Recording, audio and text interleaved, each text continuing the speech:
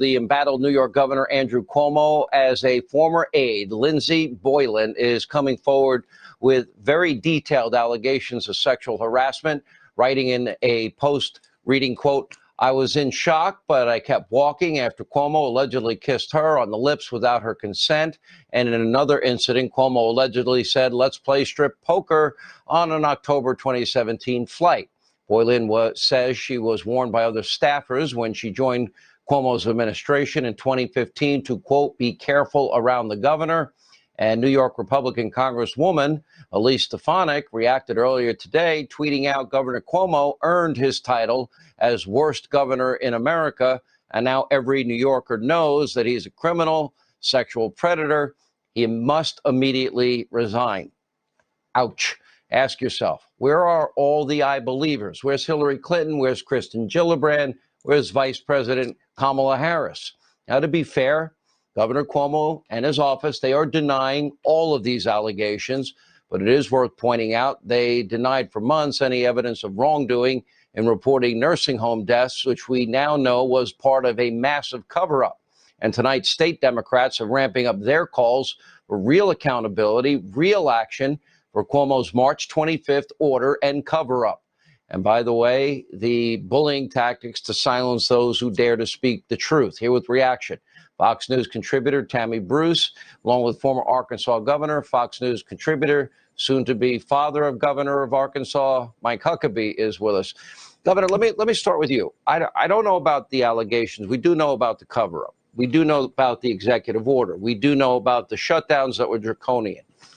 When you take it all in and you now see the difference, and we compare and contrast the actions of New York, say, versus Florida or South Dakota, it's dramatic.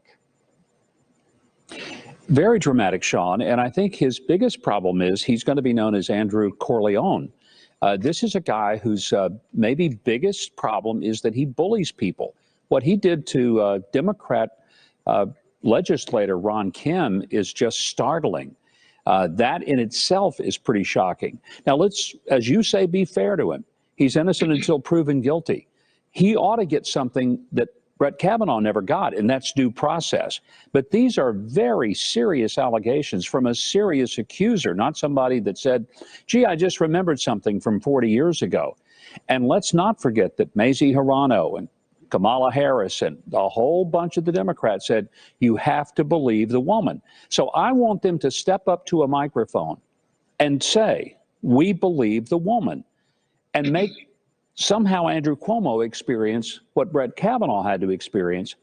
But I think most of us realize that's not the way it should play. But I just want there to be some consistency with these Democratic women. You know, and Tammy, I believe the governor's right. I believe in due process. I believe in the presumption of innocence. I believe people have a right to make their case. And I look at this with Cuomo. What's fascinating about all of this to me is that the attacks against Cuomo are not being led by Republicans. These are all Democrats attacking Cuomo and exposing Cuomo. It's not Republicans.